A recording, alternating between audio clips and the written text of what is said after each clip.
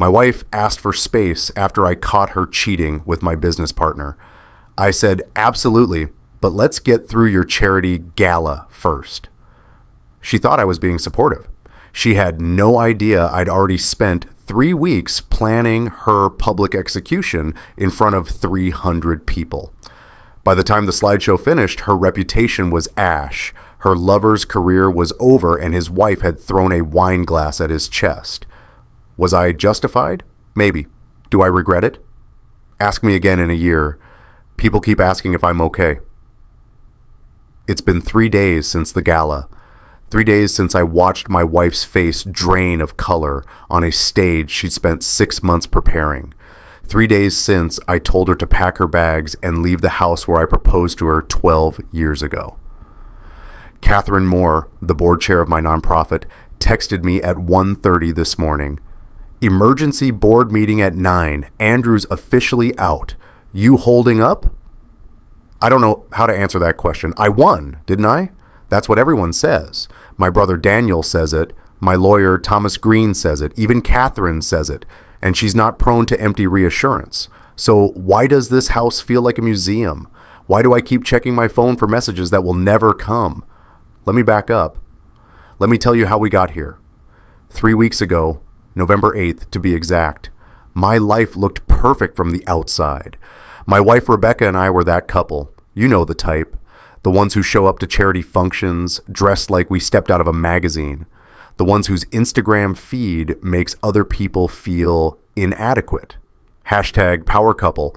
Hashtag giving back. Hashtag building a better Seattle. 12,000 followers believed the performance. Hell, I almost believed it myself. I run a nonprofit called Bridge Forward. We work with at-risk youth in Seattle, job training, mentorship, college prep. It's meaningful work. The kind of work that makes you feel like maybe you're leaving the world slightly better than you found it. Rebecca served as our director of special events, which in practice meant she organized our annual fundraising gala. 6 months of planning, 6 months of seating charts and catering tastings and arguing with florists about centerpieces. She took it seriously. I respected that. The gala was scheduled for November 30th at the Seattle Art Museum. Black tie, silent auction. The kind of event where Seattle's non-profit elite write checks and feel good about themselves. We've been doing it for 6 years. Last year we raised $430,000. This year, Rebecca had her sights set on $500,000. On November 8th, at 9:15 in the evening, my phone rang. Daniel, my younger brother. He's a private investigator, which sounds more dramatic than it actually is until you need one. Then it becomes the best job in the world. Phil, he said. His voice had that careful tone. The one that means bad news is coming, and he's trying to figure out how to deliver it without destroying you. I've got the surveillance footage you asked for. 4 separate hotel visits, October 15th, 22nd, 29th, and November 3rd. All at the Fairmont Olympic. I've got timestamps, parking garage footage, her car, his Tesla. I'm sorry, man. I wasn't surprised. I wish I could say I was shocked, but I'd suspected for weeks. The yoga classes that ran late, the book club meetings that somehow never produced any book discussions, the way she'd started keeping her phone face down on every surface, the way she'd pull away when I reached for her in bed, citing headaches or exhaustion or just not being in the mood. What surprised me was how calm I felt. I thanked Daniel. I asked him to send me everything. Then I sat in my home office and stared at the wall for an hour, feeling absolutely nothing. Not anger, not sadness, just this strange, cold clarity. The next morning, Catherine called me into her office. Catherine's been the board chair for 8 years. She's brilliant. Former corporate attorney, sharp as a knife, doesn't suffer fools. I trust her completely, which is why when she dropped a manila folder on her desk and said, "We need to talk about Andrew Clark," I paid attention. Andrew Clark, board member, CEO of a local tech company, generous donor. He'd written us a check for $200,000 6 months ago, which was the largest single donation Bridge Forward had ever received. Rebecca had been ecstatic. We'd celebrated with champagne. I'd given a speech thanking Andrew at our spring benefit. I'd called him a visionary, a true partner in our mission. His donation came with strings, Catherine said. She opened the folder. Inside were emails, legal documents, board meeting minutes I'd never seen. He's been pushing for advisory oversight, wants to replace you as executive director. Install someone more malleable. I've been tracking his moves for 2 months, Phil. He's trying to stage a coup. I read through the documents, slowly, methodically. Andrew had been working behind the scenes, building alliances, making promises. He'd tried to get Catherine removed as board chair last month. When that failed, he'd started going after me. The $200,000 donation wasn't generosity. It was leverage. There's more, Catherine said. She pulled out another set of documents. Emails between Rebecca and Andrew. Not the affair emails. Catherine didn't know about those yet. These were worse, in a way. Rebecca had been feeding Andrew confidential information, board discussions, personnel decisions, financial projections. She'd been his inside source. He's not just trying to take over the organization, Catherine said quietly. He's using your wife to do it. That's when I stopped feeling nothing. That's when I started feeling strategic. I called Daniel back that afternoon, told him I needed everything. Hotel footage, credit card statements, text messages, phone records, location data, every piece of evidence he could legally obtain. I told him I needed it fast. I had 3 weeks until the gala. What are you planning? Daniel asked. I'm going to give Rebecca exactly what she's been asking for, I said, a moment in the spotlight. I could have confronted Rebecca that night. Walked into our bedroom, thrown the surveillance photos on the bed, and demanded an explanation. Watched her scramble for excuses, listened to her cry and apologize, and promise it meant nothing. That's what most people would do, right? That's the normal response to discovering your wife has been screwing your business partner in hotel rooms on Tuesday and Thursday afternoons. But here's what I learned from running a nonprofit for 10 years. People who think they're getting away with something always push their luck. They get comfortable, sloppy, arrogant. If I confronted Rebecca immediately, she'd just get better at hiding it. She'd delete messages faster, meet Andrew in different places, and I'd be the bitter husband who couldn't let it go. No, I needed her to feel safe. I needed her to believe she was winning. My father told me once, right before he died, never interrupt your enemy when they're making a mistake. He was talking about business, but it applies to marriage too. Turns out marriage and business have more in common than people like to admit. Both require contracts, both involve trust. Both fall apart when one party decides the rules don't apply to them anymore. So I made a decision that night. I would wait, I would document, I would smile and kiss her goodnight, and help her zip up her dresses, and I would watch her destroy herself, piece by piece, until the moment I decided to show everyone exactly what she'd been doing. Living a lie is harder than you'd think. It's not like the movies where the wrong spouse becomes this hollow shell. I still had to go to work, run board meetings, review budgets, mentor kids who were counting on me. And at home, I had to be Philip Anderson, loving husband, supportive partner, the man who asked about Rebecca's day, who listened to her complain about the florist changing the centerpiece design, who helped her practice her welcome speech for the gala. November 10th, Sunday morning, Rebecca made pancakes. We ate them at the kitchen table while she scrolled through Instagram on her iPad, showing me photos from other charity events. Look at this setup, she said, turning the screen toward me. Do you think we could do something like this with the lighting? I looked at the photo. Soft amber uplighting, very elegant. That would look beautiful, I said. What I thought was, you checked your phone 4 times during breakfast. Andrew's texting you right now, isn't he? Probably sending you some bullshit about missing you, about how he can't wait to see you on Tuesday at the Fairmont. What I said was, "Want more coffee, honey?" She smiled at me. Actually smiled, like we were still the couple from Instagram. "You're the best," she said. The cognitive dissonance should have broken me. It didn't. Instead, it sharpened me.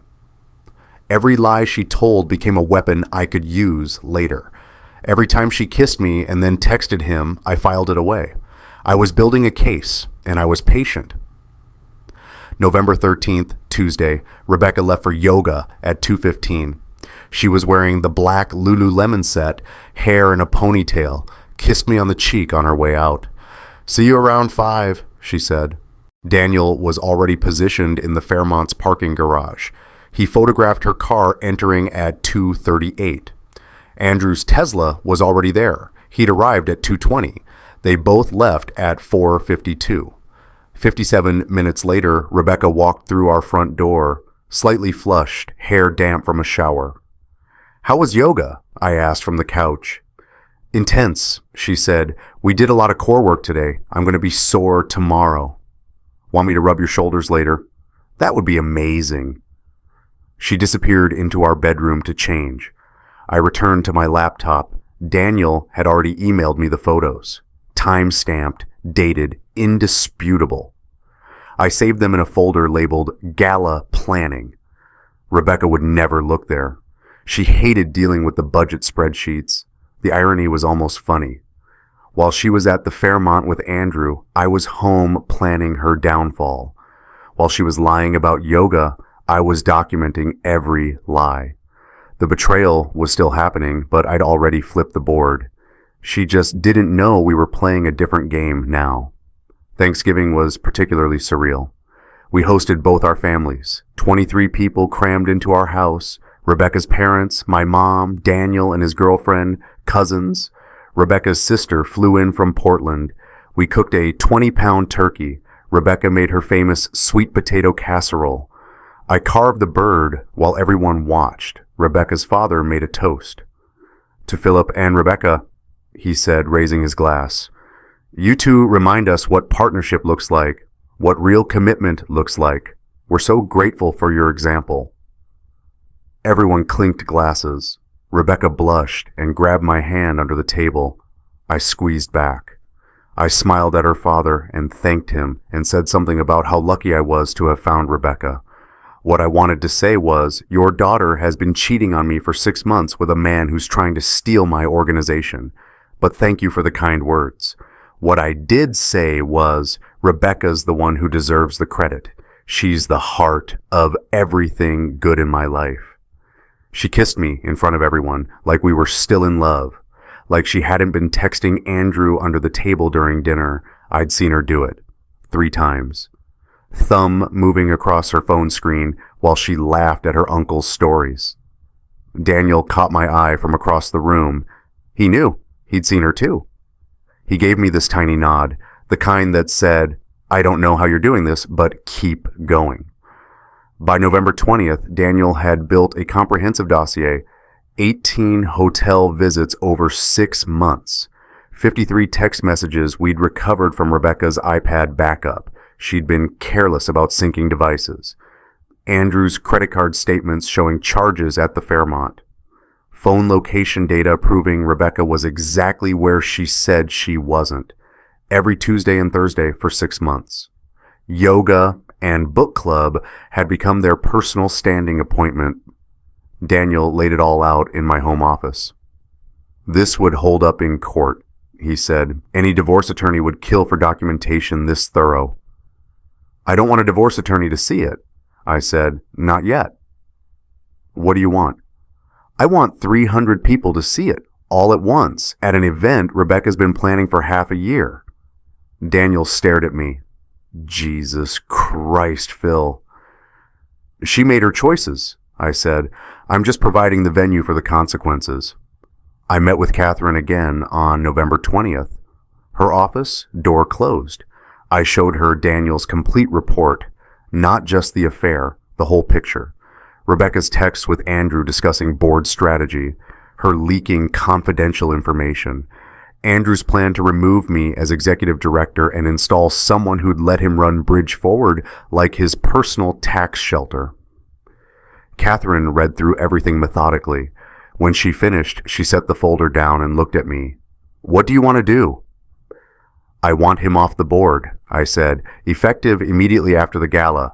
I want it documented that he attempted to manipulate this organization through fraud and deception, and I want the board to vote on it the morning after the gala while the evidence is still fresh in everyone's mind." "And Rebecca?" "Rebecca gets exactly what she's been asking for. Space to figure out what she wants. All the space in the world, starting the night of the gala."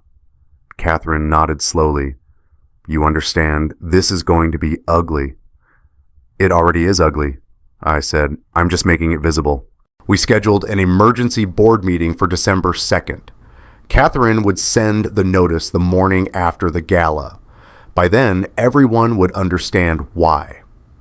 The slideshow took me 5 nights to build. I worked after Rebecca went to bed. In my home office, with the door closed and headphones on, I organized it chronologically.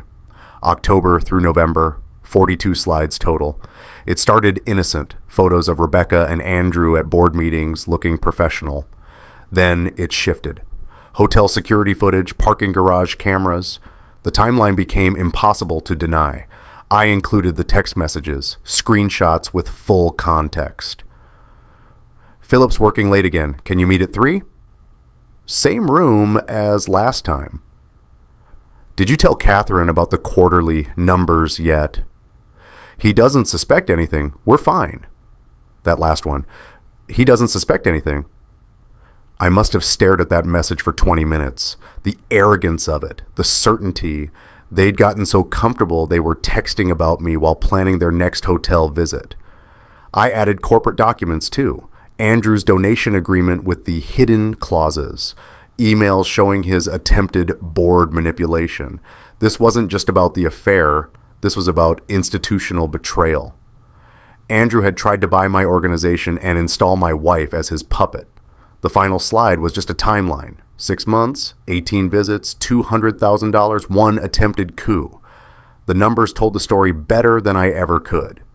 I practiced the timing. 90 seconds, long enough to destroy 2 lives, short enough that no one could look away. I exported it to a USB drive, made 3 backup copies, 1 in my desk drawer, 1 in my car, 1 in my wallet. On November 28th, I met with the AV technician who'd be running the gala's presentation system. His name was Marcus, Catherine's nephew. She'd specifically requested him for the event. "I need you to be ready to play this," I told him, handing him the USB drive. "When I give you the signal during my speech, can you do that?" Marcus looked at me. "What's on it?" "The truth," I said, "in PowerPoint format." He nodded. "I'll be ready." Everything was in place. The evidence, the venue, the audience. 300 people had RSVP'd to the gala. Seattle's nonprofit elite, major donors, board members, local press, and Andrew Clark's wife, Margaret. I'd personally called her to extend the invitation.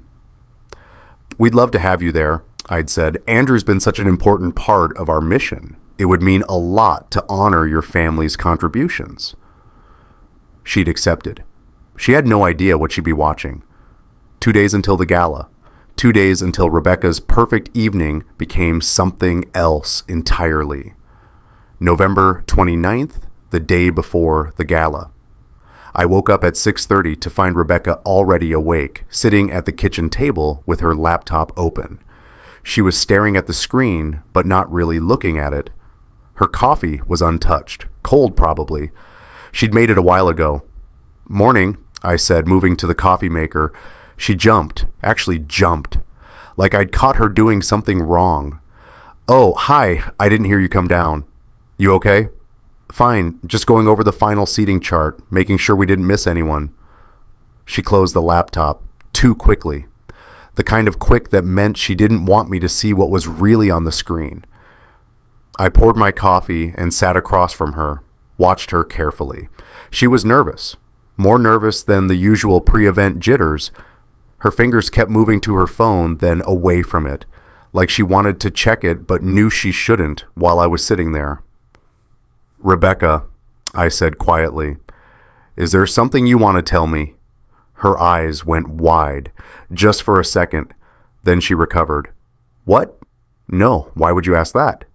You seem stressed, more than usual." "It's a $500,000 event, Philip. Of course I'm stressed." But her voice had this edge, this defensive quality that hadn't been there yesterday. I nodded, sipped my coffee. "If you need anything, I'm here." "I know." She stood up abruptly. "I need to get ready. Hair appointment at 9. She disappeared upstairs. I waited until I heard the shower running, then opened her laptop. She hadn't logged out. Her email was still open. The most recent message was from Daniel, my brother Daniel, sent to her at 6:15 this morning with the subject line, "We need to talk about Philip." I didn't open it. I didn't need to. Rebecca had seen Daniel's name in my email the day before. I'd left my laptop open deliberately, let her walk past my office and catch a glimpse of the screen.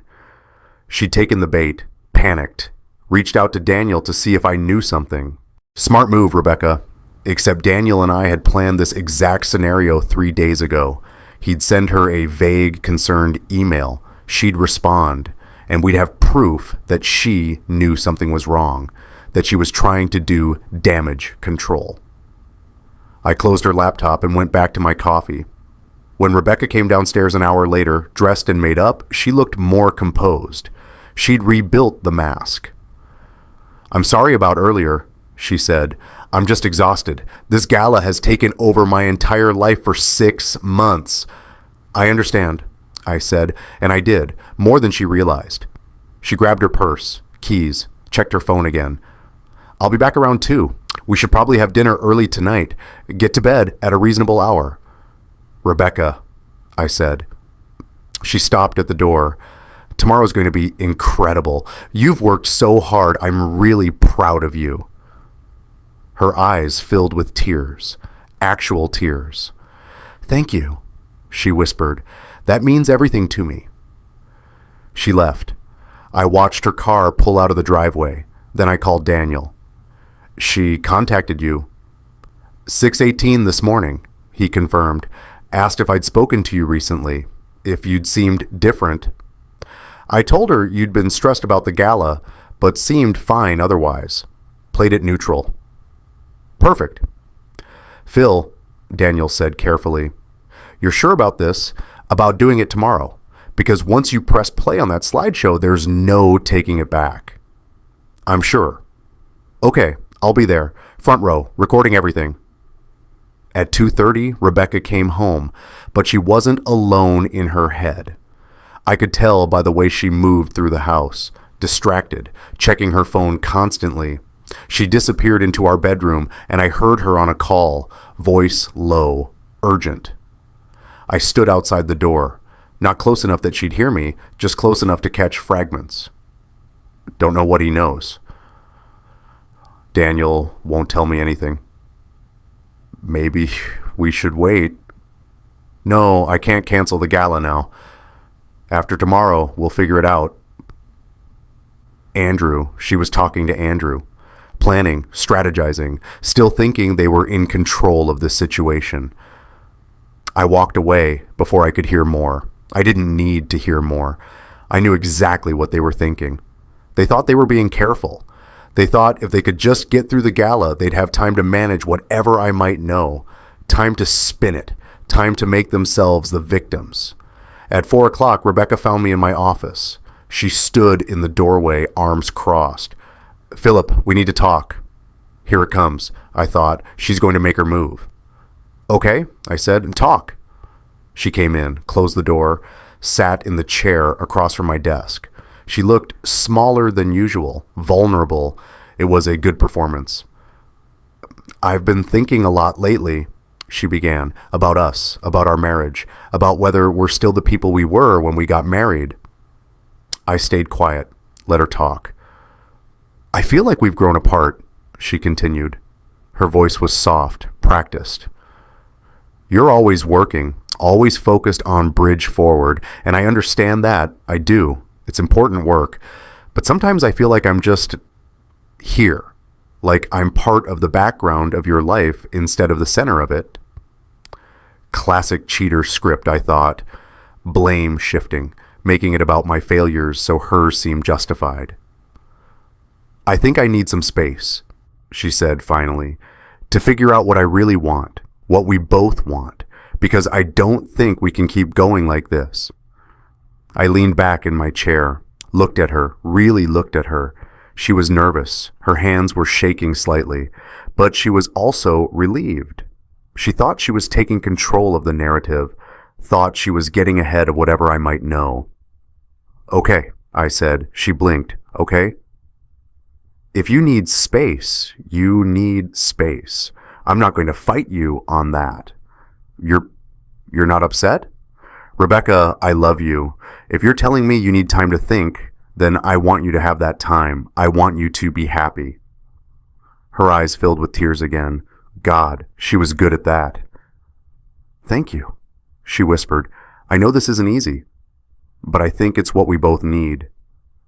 I agree, I said, but let's just get through tomorrow night first. You put 6 months into this gala. It's your moment. We can deal with us after that. The relief on her face was almost sad.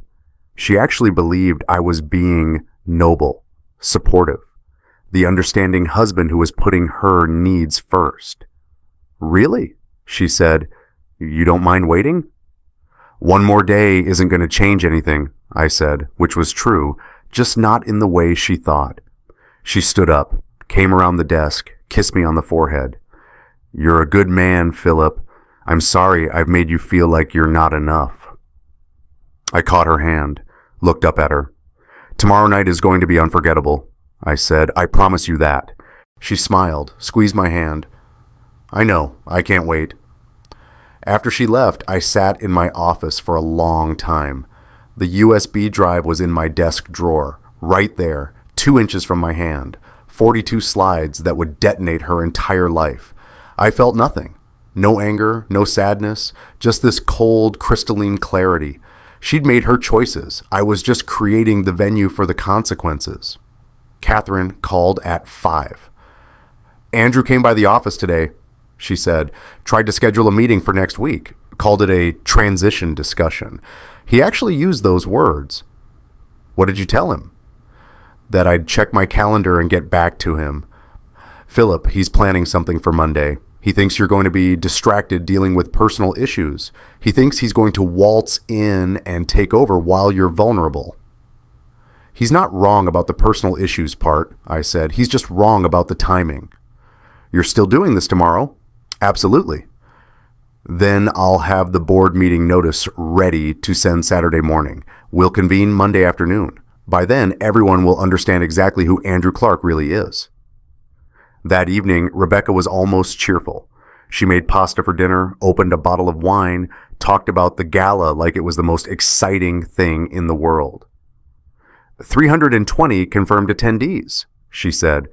Philip, that's our biggest turnout ever. And the silent auction items, we have some incredible pieces. I think we might actually hit 600,000. That would be amazing, I said. Tomorrow's going to change everything, she said, raising her glass. I raised mine. To tomorrow, I said. We clinked glasses. She had no idea how right she was. November 30th, Gala Day. I woke up at 7 to find Rebecca already in the shower. When she came out, wrapped in a towel, she was humming. Actually, humming happy. Big day, I said. The biggest. She kissed me. Thank you for being so understanding yesterday. About the space thing, I know it wasn't easy to hear. We'll figure it out, I said. After tonight. The day moved in this strange, slow motion way. Rebecca left at 9 to oversee setup at the Seattle Art Museum. I stayed home, answered emails, confirmed with Marcus that the AV system was ready, checked in with Daniel, reviewed the slideshow one final time. At 3 o'clock, I got a text from Catherine. Andrew just arrived at the museum with Margaret. She looks happy. He looks smug. God, I can't wait for tonight. At 4, Rebecca sent a photo. The grand staircase at the museum, decorated, ice sculptures, string lights. It looked beautiful. Can't wait for you to see this in person, her message said. 6:30 arrival? I'll be there, I replied. You've outdone yourself. At 5, I put on my tuxedo. The USB drive went into my left breast pocket, right over my heart. Poetic, maybe? Or just practical? Either way, it was time.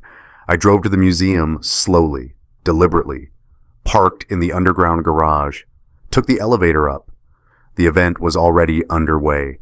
Early arrivals mingling in the lobby. Champagne, past appetizers, the string quartet playing something classical and elegant. Rebecca saw me immediately. She rushed over, radiant in her midnight blue dress, off shoulder. She'd shown it to me 2 weeks ago, asked what I thought. I told her she looked perfect.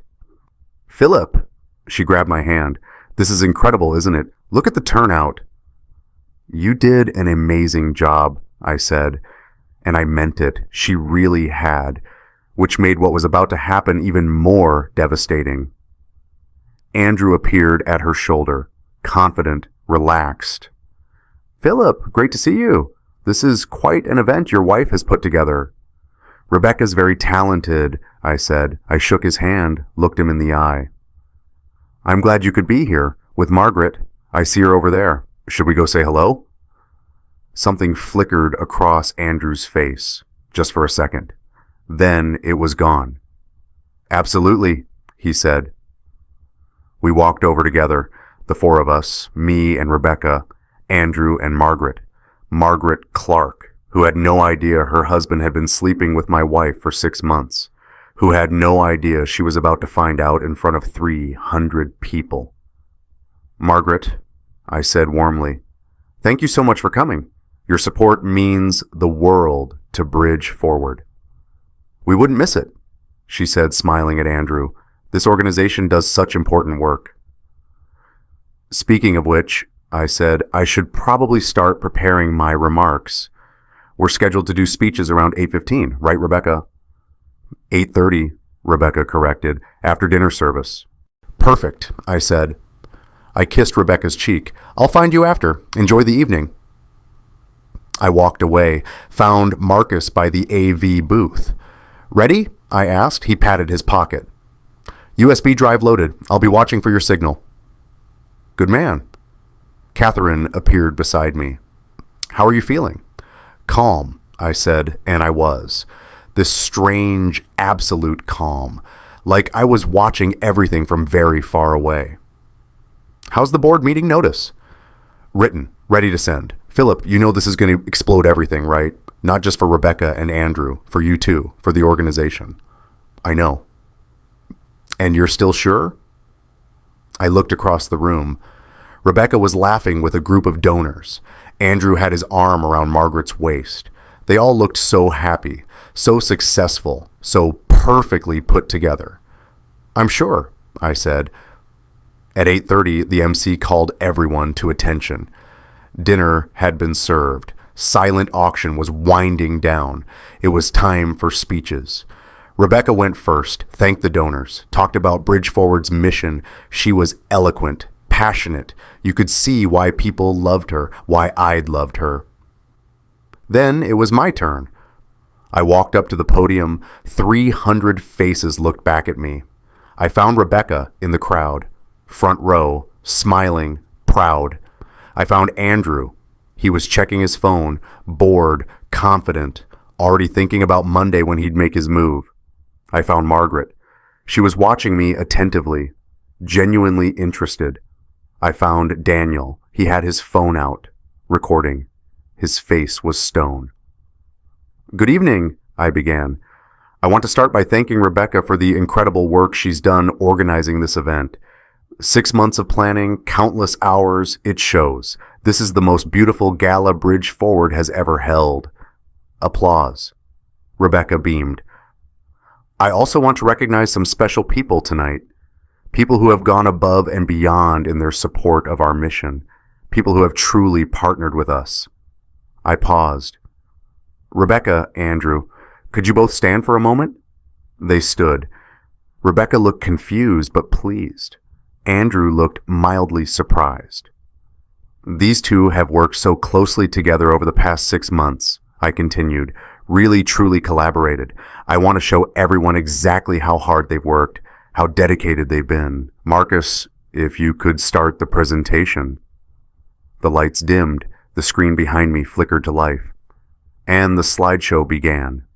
The first slide was innocent. A photo from a board meeting.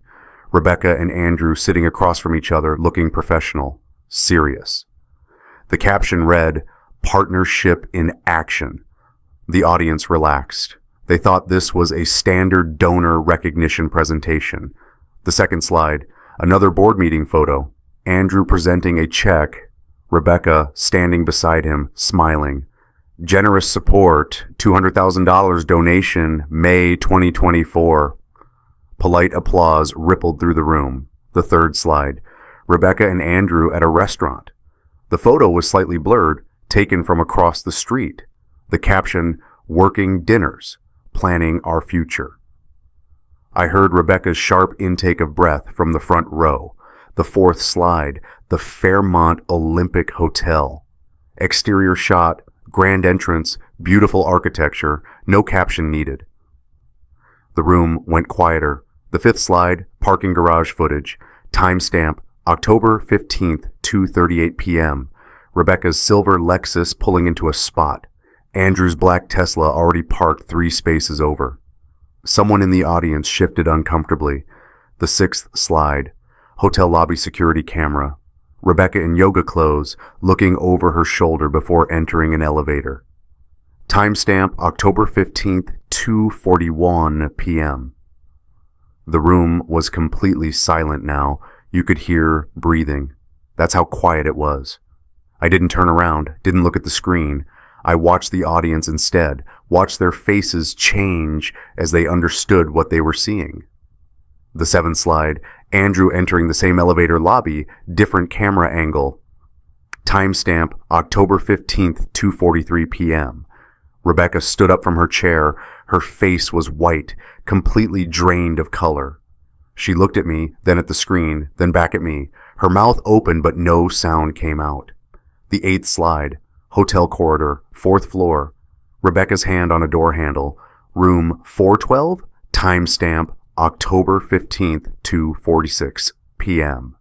Philip, Rebecca's voice cracked. Philip, stop this. I didn't stop. I didn't even acknowledge her. The ninth slide, a timeline. October 15th, October 22nd, October 29th, November 3rd, November 9th, November 16th, November 23rd, 18 dates total. Every Tuesday and Thursday for 6 months, each date marked with a hotel symbol. Someone gasped, actually gasped out loud. The 10th slide, text messages, screenshots. The text was large enough for everyone in the room to read. Philip's working late again. Can you meet at 3? Same room as last time. I'll bring wine this time. You bring dessert. Andrew was on his feet now too. He was looking around wildly, like he was trying to find an exit. But Catherine was standing at the main doorway. Daniel was at the side exit. They weren't blocking anyone, not technically, but their presence was clear. No one was leaving until this finished. The 11th slide, more messages. Did you tell Catherine about the quarterly numbers yet? Just like we discussed. She's giving Philip everything from the personnel committee. Perfect. This is working exactly as planned. What the hell is this? Andrew's voice boomed across the room. This is a violation of privacy. You can't... I can, I said calmly into the microphone. And I did. Keep watching, Andrew. It gets better. The 12th slide. Andrew's corporate credit card statement, highlighted charges, the Fairmont Olympic Hotel. 18 separate charges over 6 months, each one dated, each one time-stamped. The total at the bottom, $8,650. The 13th slide, more text messages. He doesn't suspect anything. We're safe. After the gala, we'll figure out the next steps. That message, that specific message, I watched it land. Watch people in the audience look at each other. Look at Rebecca. Look at me. Margaret Clark hadn't moved. She was sitting absolutely still, staring at the screen. Her champagne glass was frozen halfway to her mouth. She hadn't blinked in 30 seconds. The 14th slide.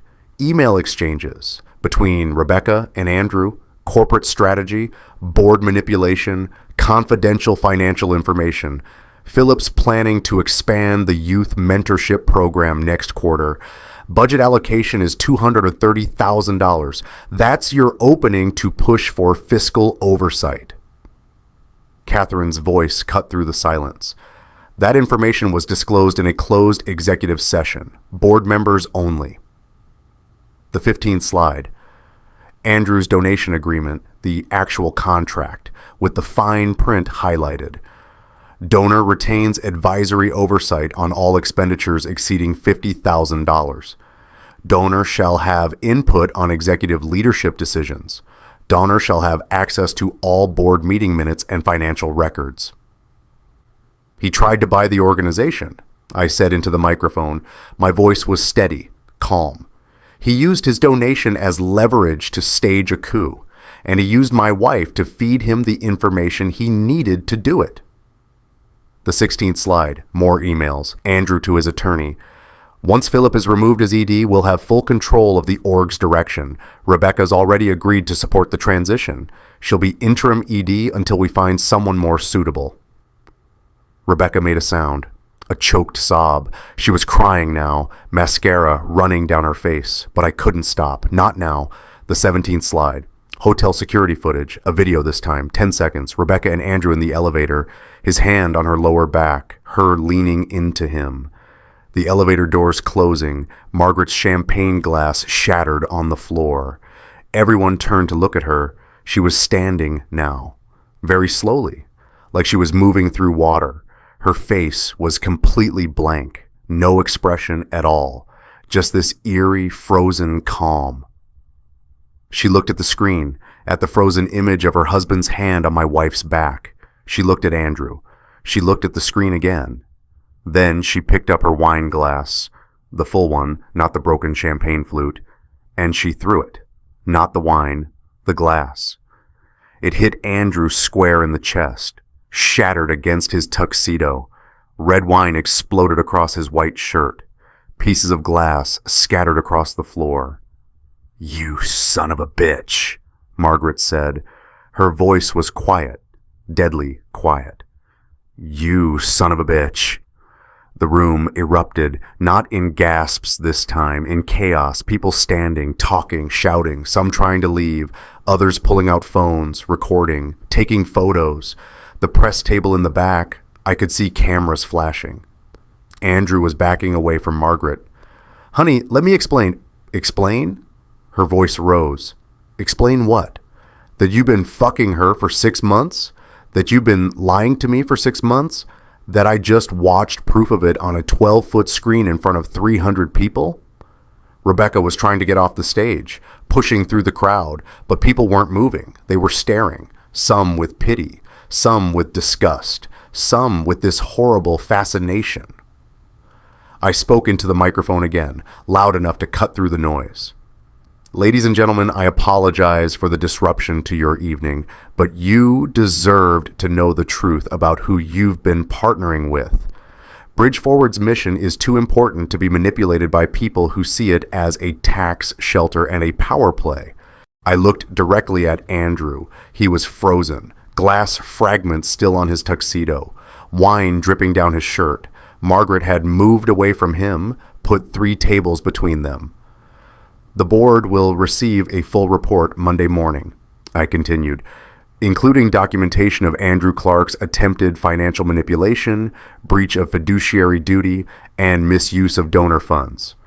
Effective immediately, I'm recommending his removal from the board and the investigation of his donation agreement for contract fraud."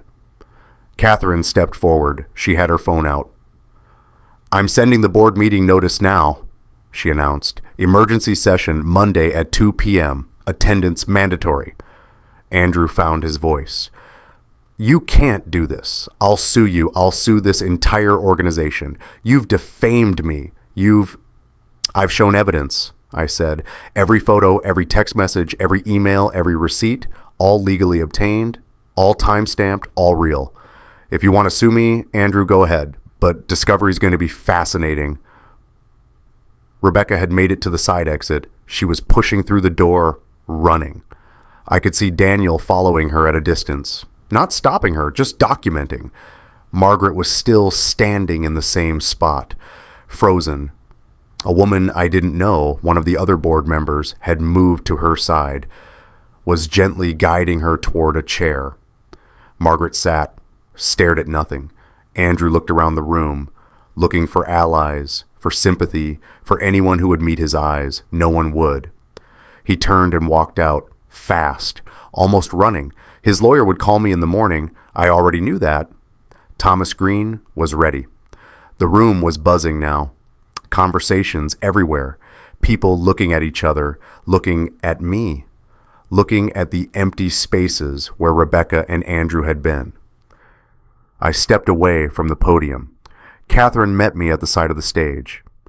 Well, she said quietly, that happened. That happened, I agreed. Are you okay?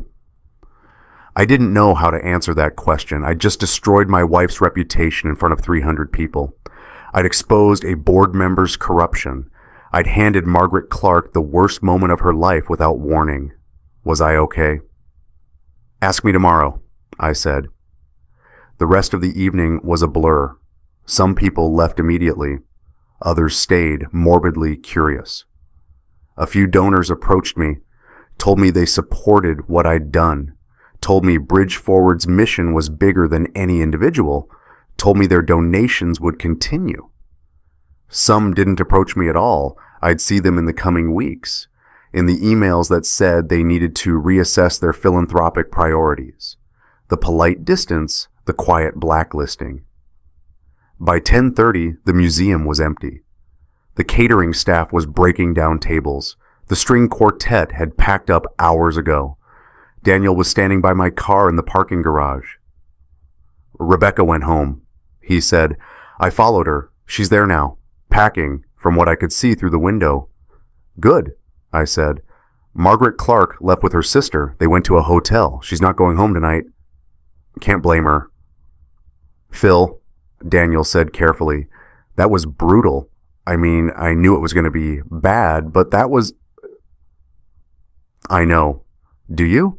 Because everyone in that room is going to be talking about this for months, years. You just became the man who destroyed his wife at her own event. She destroyed herself, I said. I just provided the screen.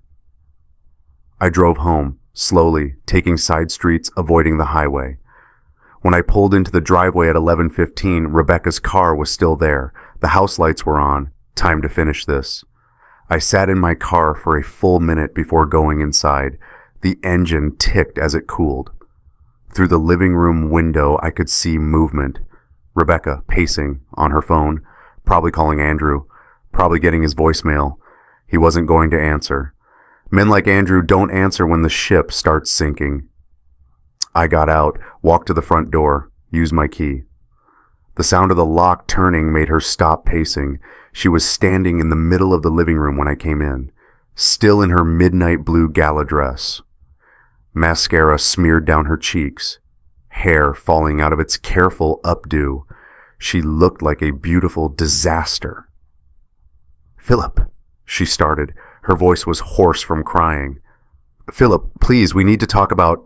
No, I said quietly. I set my keys on the entry table.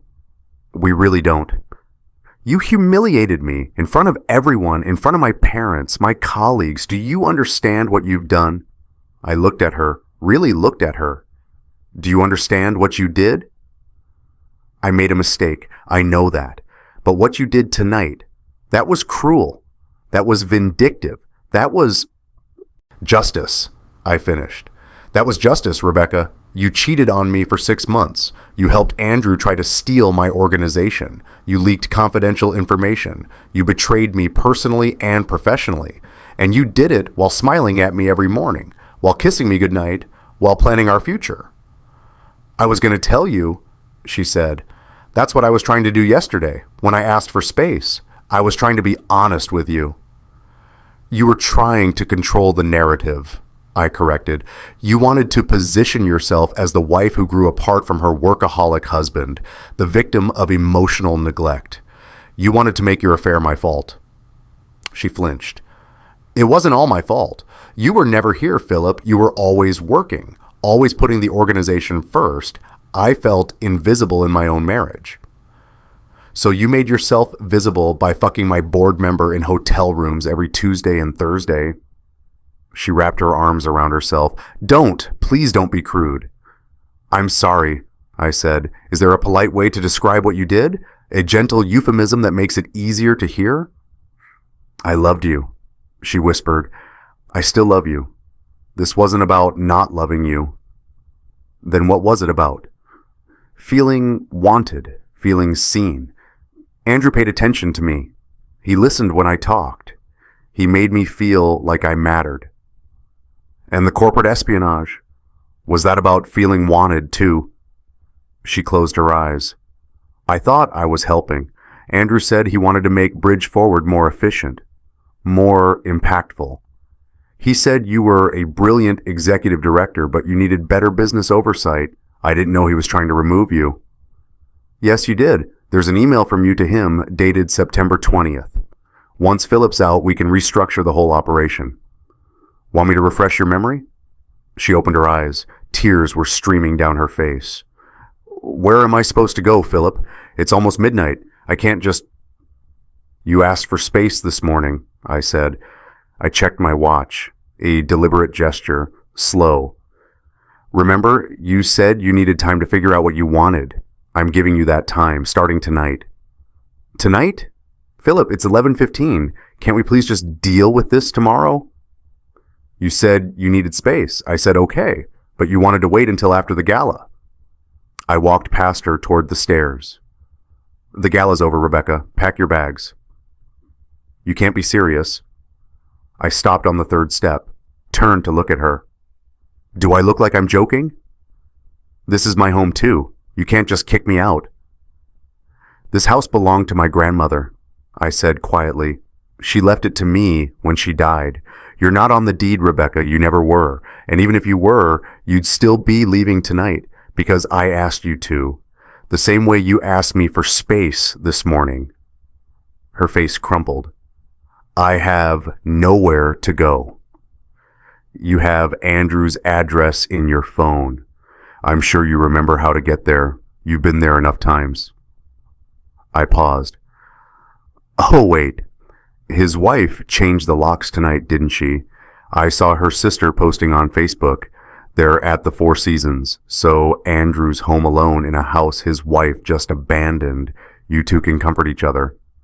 Andrew won't answer my calls. Then I guess you'll need to find a hotel. There are several within 5 miles. I'm happy to call you an Uber. Philip, please. Please don't do this. Not tonight. Let me stay here tonight and we'll figure this out in the morning. I'm begging you. I came back down the stairs, stood in front of her, close enough to see the individual smudges of mascara, the broken capillaries in her eyes from crying, the way her hands were shaking. You asked for space this morning, I said very softly. Before you knew I knew, when you thought you were in control, when you thought you could manage this on your terms. Well, congratulations. You're getting exactly what you asked for, just not on your timeline. You have 30 minutes to pack. The Uber will be here at 11:50. 30 minutes? That's not enough time to... It's more time than you gave me when you decided to blow up our marriage. More time than you gave Margaret Clark tonight when she found out her husband's a liar on a 12-foot screen. I checked my watch again. 29 minutes now. I'd start with essentials if I were you. She stared at me, like she was seeing me for the first time. I don't even know who you are right now. I'm the man you married 12 years ago, the one you promised to love and honor, the one you betrayed in every way possible. I'm still that man, Rebecca. You just never really knew him. She started to say something else. I held up my hand. 28 minutes, and Rebecca, Just so we're clear, you can take your clothes, your toiletries, personal items that are unquestionably yours. Everything else stays. That includes the wedding album, the photo books, anything I gave you, and all the joint credit cards. I'll need those back before you leave. You're canceling our credit cards? I already did, an hour ago, while you were running out of the gala. But I need the physical cards for my records. She looked around the living room wildly, like she was trying to figure out where to even start. Then she turned and ran up the stairs. I heard her in our bedroom, opening drawers, pulling things out of the closet. I called an Uber, scheduled pickup for 11:50, gave them our address. Then I sat on the couch and waited. 12 years. That's how long we'd been married.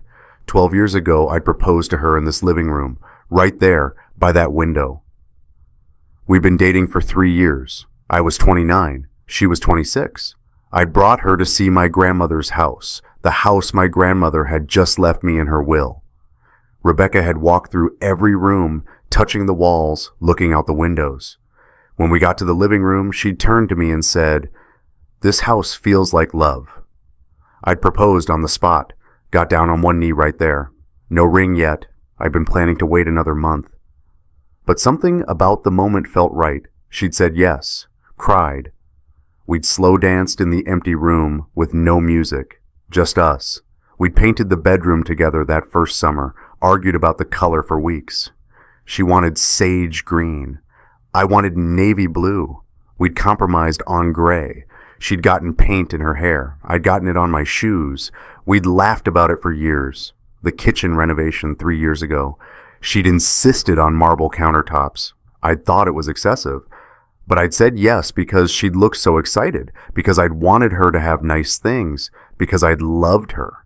The garden she'd planted in the backyard, roses, lavender, a small vegetable patch that never quite produced anything edible but made her happy anyway.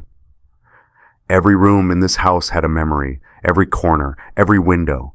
And now she was upstairs, frantically stuffing those memories into suitcases, trying to figure out what she could take and what she had to leave behind. I heard her on the phone again, voice desperate. Mom, I need... A pause. Then, I know what he showed. But Mom, please, I need somewhere to stay tonight. Just tonight. Another pause. Longer this time. Okay, I understand. I'll figure something out. Her mother had hung up on her. I heard the sob from downstairs. 20 minutes. She was running out of time. I went upstairs, stood in the doorway of our bedroom. She had 2 suitcases on the bed, both open, both overfilled.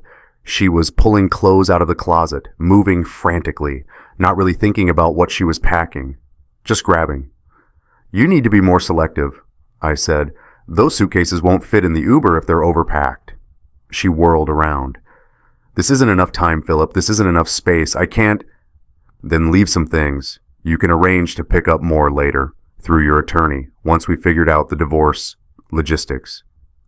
Divorce. She said it like the word was foreign. We're really doing this. You did this, Rebecca, 6 months ago, when you decided Andrew was worth more than our marriage. I'm just making it official. She grabbed the wedding album from the nightstand. I'm taking this. I walked over, took it from her hands. No, you're not. It's my wedding album, my memories. Our wedding, our memories, and you destroyed them. This stays. She tried to grab it back. I held it out of reach. We stood there for a moment, this absurd tug of war over a photo album. Finally, she let go, collapsed on the bed, sobbing. I set the album on my dresser. Then I removed her house key from the key ring by the door. Her car key stayed, the car was in her name, but the house key came off. I put it in my pocket. The office key too, I said, and your bridge-forward laptop. The laptop's in my car. Bring it inside before you leave. She looked up at me, eyes swollen, face blotchy. Do you feel good about this? About what you're doing to me? I thought about that question, really thought about it. No, I said honestly. I don't feel good. I don't feel bad either. I just feel done.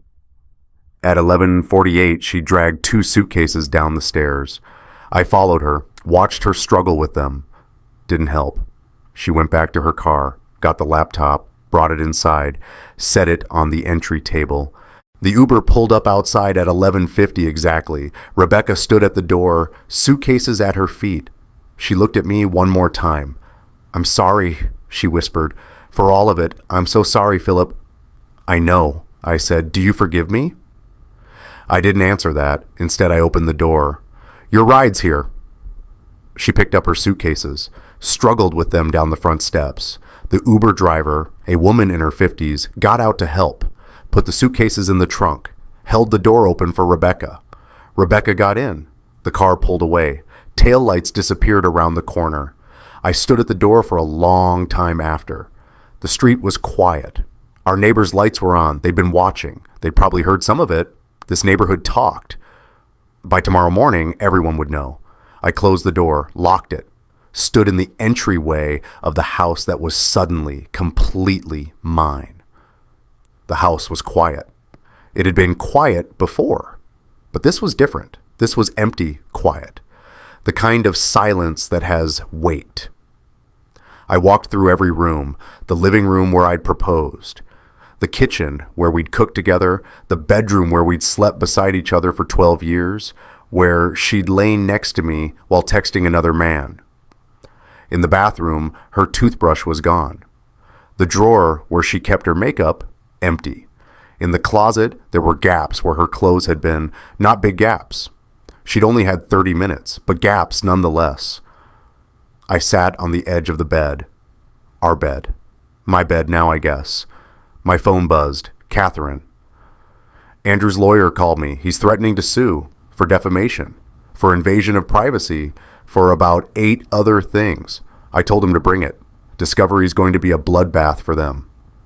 I texted back, "Let him try." Another message. Daniel. Mom called. She's furious. Says you went too far. Says you're being vindictive. I told her she didn't see what I saw. She's still upset. Fair warning.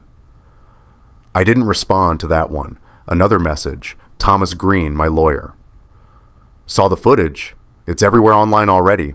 Multiple videos. You're trending on local Twitter. This is going to get messy. Come by my office Monday morning. We need to get ahead of the narrative. The narrative. That's what this was now. A narrative. A story people would tell. The man who destroyed his cheating wife at her own charity gala. Some would call me a hero. Some would call me a monster. Most would call me both. I lay back on the bed, stared at the ceiling. The same ceiling I'd stared at last night and the night before. And every night for 12 years. But tonight I was alone. Completely alone. No sound of Rebecca's breathing beside me. No warmth of another body. Just me and the silence and the weight of what I'd done. I'd won. That's what everyone said.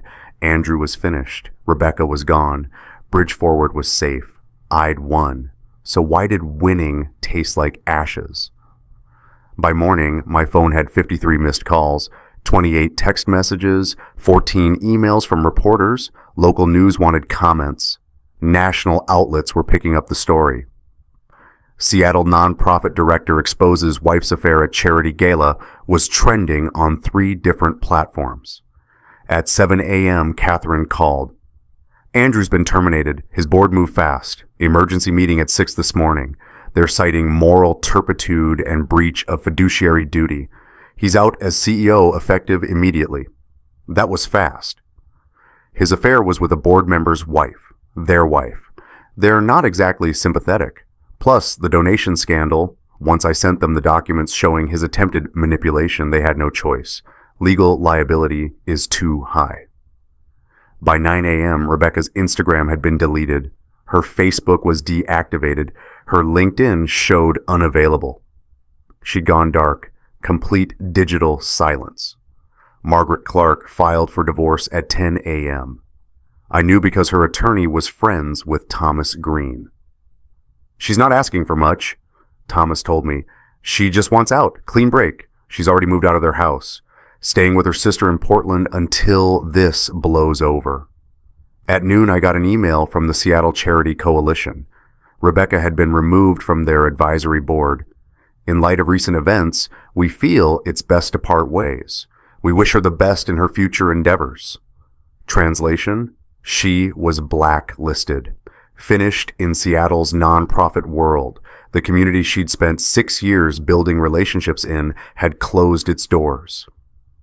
My phone rang. Unknown number. I answered. Philip Anderson? A woman's voice. Professional. Cold.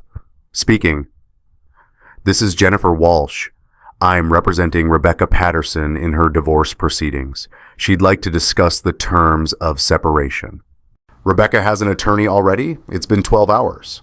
She retained me this morning. Can we schedule a meeting? She's willing to agree to an uncontested divorce with no alimony request. She just wants some personal items from the house and enough time to find permanent housing.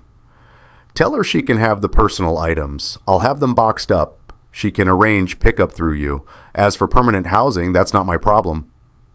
Mr. Anderson, we're done here, I said. Any further communication goes through my attorney, Thomas Green. I'll have him contact you. I hung up. At 2 p.m., I drove to Bridge Forward's office. The staff was there, all 15 of them. They'd seen the videos. They knew everything. When I walked in, they stood up, started clapping. I raised my hand. Don't, please, don't. You saved the organization, said Marcus, our program coordinator.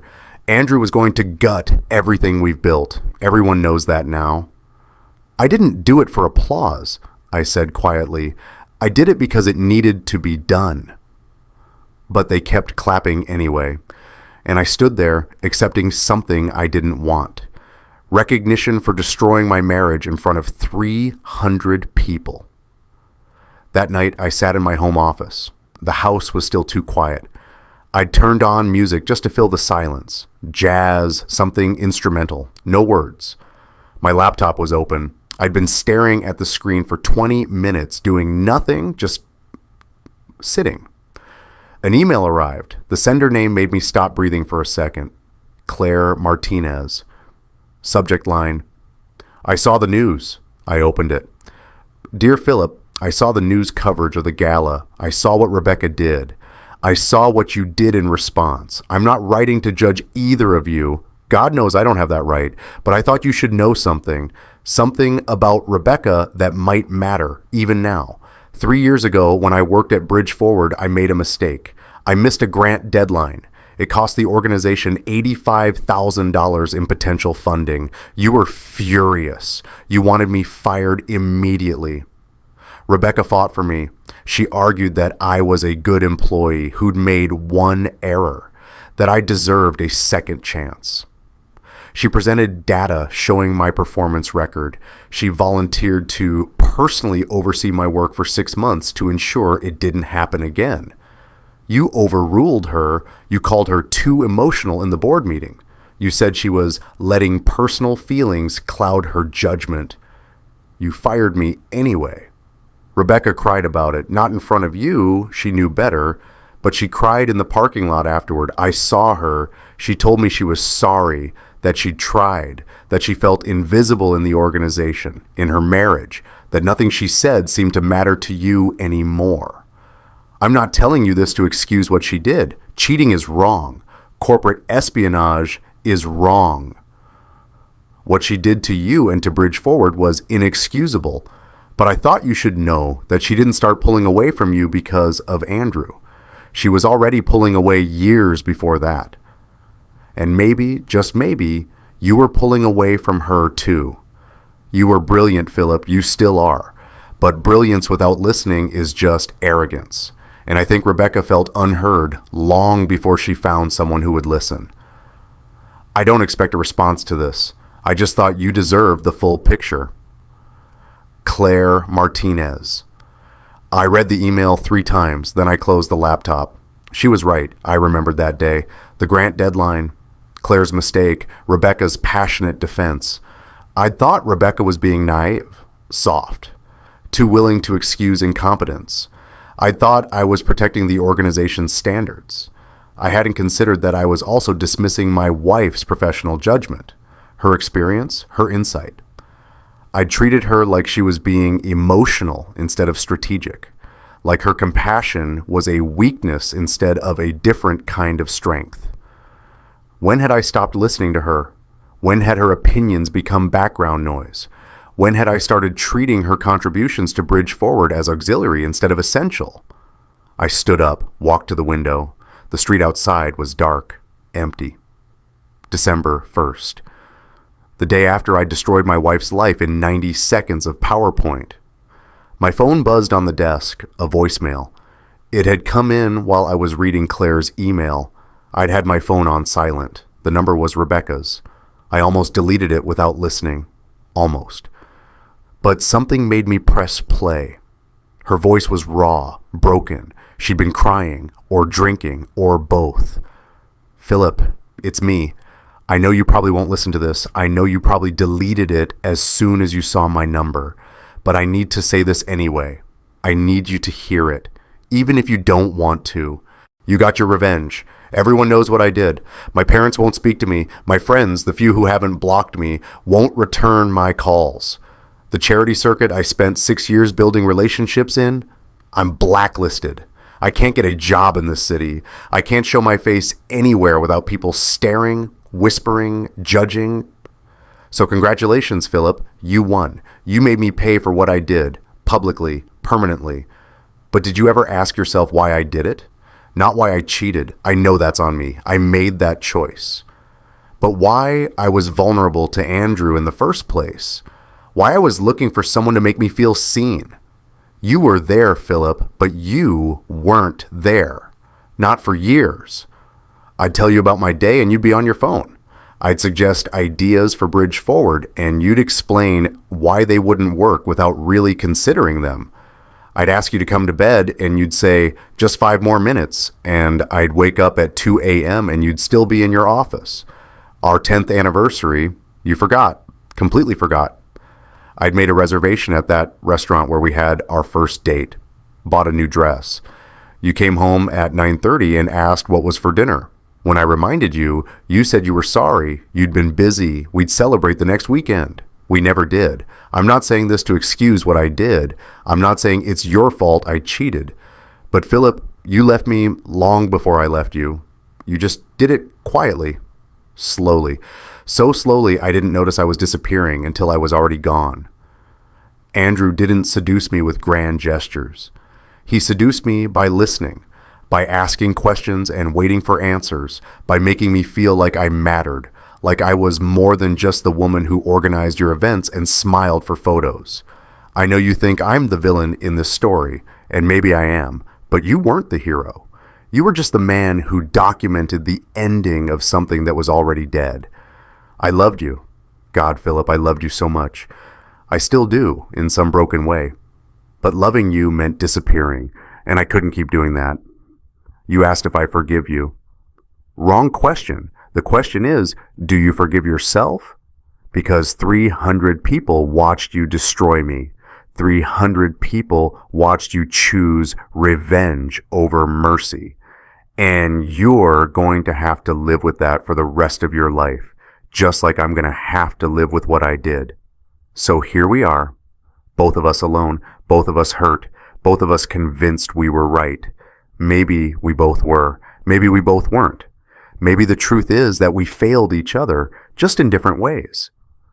I'm staying at a motel on Highway 99, room 23.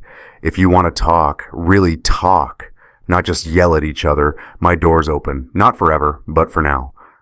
I'm sorry, Philip, for all of it, for the cheating, for the betrayal, for not being brave enough to tell you I was drowning before I found someone else to pull me up.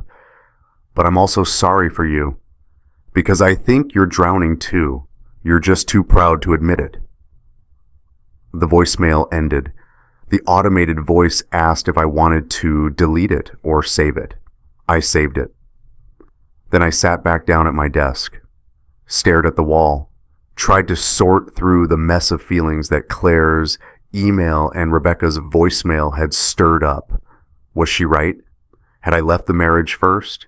Had I been so focused on Bridge Forward that I'd stopped seeing the woman I'd married? Had I treated her like staff instead of a partner? Had I dismissed her input, ignored her needs, taken her presence for granted? Yes. If I was honest, really brutally honest, the answer was yes. That didn't excuse the affair. Nothing excused the affair. She'd made a choice. She'd lied for 6 months. She'd betrayed me with Andrew and betrayed Bridge Forward by feeding him information. Those were her choices, her failures. But I'd made choices too. I'd chosen work over dinner conversations, budgets over anniversaries, the organization's needs over my wife's feelings. I'd stopped seeing her as an equal and started seeing her as, what? A supportive accessory? A talented event planner? Someone who smiled at donors and made my professional life easier? When had I last asked her what she wanted, what she dreamed about, what made her happy? When had I last really listened to her answer? The slideshow had shown everyone Rebecca's betrayal of 42 slides of evidence, time-stamped, irrefutable. Her failure was public, documented, undeniable. But my failures? Those were quiet, private. They didn't photograph well.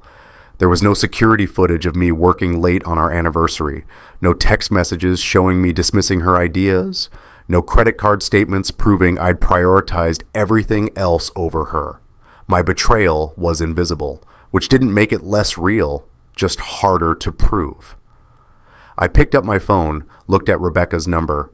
Room 23, Highway 99 Motel, 20 minutes away. I could drive there, knock on her door, try to have the conversation we should have had years ago. Would it change anything? Would it undo the affair? Would it erase the gala? Would it give us back 12 years of slowly growing apart? No, of course not. Some things, once broken, stay broken. But maybe we could at least understand how we got here. Maybe we could both stop being so certain we were right and the other person was wrong. Maybe we could both admit that we'd failed, just in different ways. I stood up, got my keys, headed toward the door. Then I stopped. Did I want reconciliation? Or did I just want to feel less guilty about what I'd done? Was this about making peace? Or was it about absolving myself? I didn't know. I genuinely didn't know. I put my keys back down, sat back at my desk, opened my laptop, pulled up the security footage from the gala, the moment when Rebecca's face changed. When she realized what was happening, the moment I'd destroyed her in front of everyone she knew. I watched it 3 times, trying to feel something: pride, satisfaction, regret, shame. I felt all of it, none of it, everything at once. 3 days ago, I knew exactly who was right and who was wrong. 3 days ago, I had clarity, purpose, a mission to expose betrayal and protect what was mine. Now I had an empty house, a saved organization, a destroyed marriage, and 2 messages that had complicated every certainty I'd had. People keep asking if I'm okay, if I regret what I did, if I do it differently. I don't know how to answer those questions. Rebecca betrayed me, publicly, professionally, personally. What I did to her, exposing that betrayal at her own event, that was justice, wasn't it? She used my organization against me. I used her event against her. Equivalent exchange. But was it proportional? Did public humiliation match the crime? Did 90 seconds of slideshow equal 6 months of affair? Did destroying her reputation balance the scales of her destroying our marriage?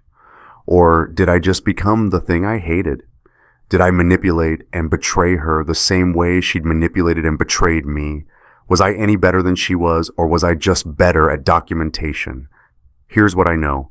She made her choices. I made mine.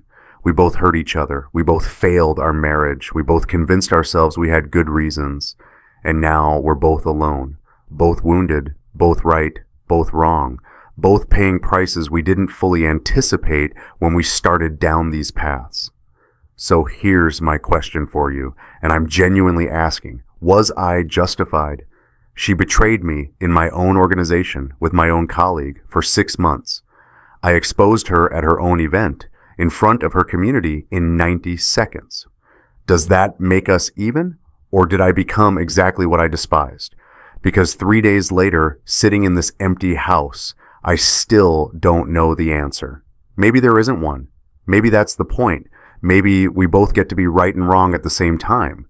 Maybe that's what happens when two people who loved each other stop knowing how to be kind.